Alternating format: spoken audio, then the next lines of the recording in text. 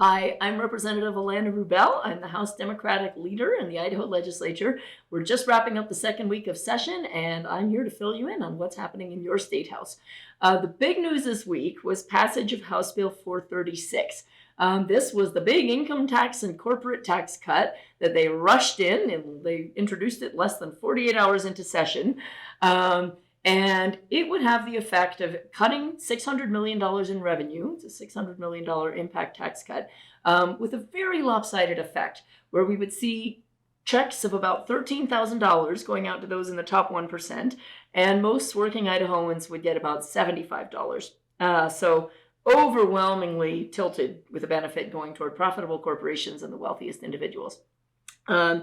So we had some concerns with this bill. First of all, the timing of it. It's very frustrating that this was brought in before a single penny could go to education, roads and bridges, foster care system, healthcare system, any of the other pressing needs that we have. Our feeling was that we should address the things that we have to fund, solve our education funding crisis, and then talk about tax cuts.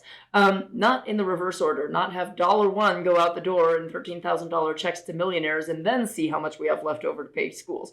But nevertheless, it passed. Another thing I want to fill you in on was the funding source for this. So they got a good chunk of the money to pay these $13,000 checks came from the Internet Sales Tax Fund. And as you may know, sales tax is a much more regressive form of taxation that is paid much more disproportionately by those with lower incomes. So this bill effectively took money from the poor and gave it to the rich. It took money that had been paid in internet sales tax by lower income folks and used it to finance a giant income tax cut, with the majority of the benefit going to the wealthiest folks in the state. And ultimately, now that this $600 million is out the door, it's going to make it virtually impossible to do the kind of tax cuts we would like to do. The Democrats would like to do tax cuts this year, but we'd like to do tax cuts that really help people and help the people that need it. We'd love to see the grocery tax eliminated on food. We'd love to see meaningful property tax cuts, because right now property tax is really hitting fixed income folks and frankly all folks. But those options are really off the table with this giant mega corporate income tax cut that went through. It's still going through the Senate, so there's still a chance to stop it. So please pipe up to the Senate and tell them to oppose House Bill 436. It's going to be going to the Senate Taxation Committee. Also before us is House Bill 442, which is going to be coming up in committee. This is a bill that would ban cities from regulating rental application fees. You might have followed in recent years, there was a lot of news about abusive application fees that were really hurting tenants who were trying to find apartments in the tight housing market. And so that was regulated by the city of Boise. They want to ban cities from being able to do that. So if tenant rights is of concern to you, you might want to pipe up on that one. And then the other one is, of course, got to have the hot button social issue. Both the Senate and the House had parallel resolutions calling for the flag to be flown at half-mast for all of the abortions that have occurred since the passage of Roe versus Wade on January 22nd, 1973. The Democrats are opposing this. We don't think it's appropriate to be using our flag, a symbol of national unity, as a prop in one of the most divisive partisan debates of our time. So that's what's happening. Stay tuned. There's going to be a lot happening this session. Hello, everyone. I'm Senator Michelle Stennett. I'm the Minority Leader in the Idaho State Senate, and welcome back to this legislative session. It's early in the session, so I wanted to speak to some of the things that are happening. I know that you just heard from Representative Rubel about the large income tax cut that passed the House is coming to the Senate.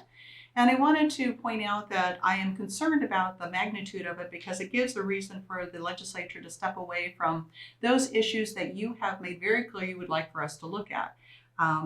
Property tax relief, grocery tax repeal, meaningful pay for our teachers and for support staff in education. Those are the things we should be looking at first. Also, we've been talking about the importance of managing a massive infrastructure deficit. We know that our roads and bridges are in desperate need of repair.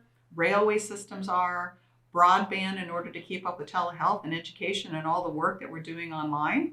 And also for water and sewer systems, new and antiquated ones. All number of healthcare, education systems. These are unique opportunities with the resources and the large surplus, which is your taxpayer money, to go to benefit the greatest majority, the greater whole of Idahoans, and all the emergency services and things that we do every day. The tax cut does not benefit those that are in most need. They'll get the smallest amount. And so therefore doing something that will help them in everyday activities is more meaningful and an opportunity to do it now. If you have an opportunity, there at the Idaho, the Boise State University put the Idaho Public Policy Survey they do annually. They just put it online and presented it today. So please look it up online.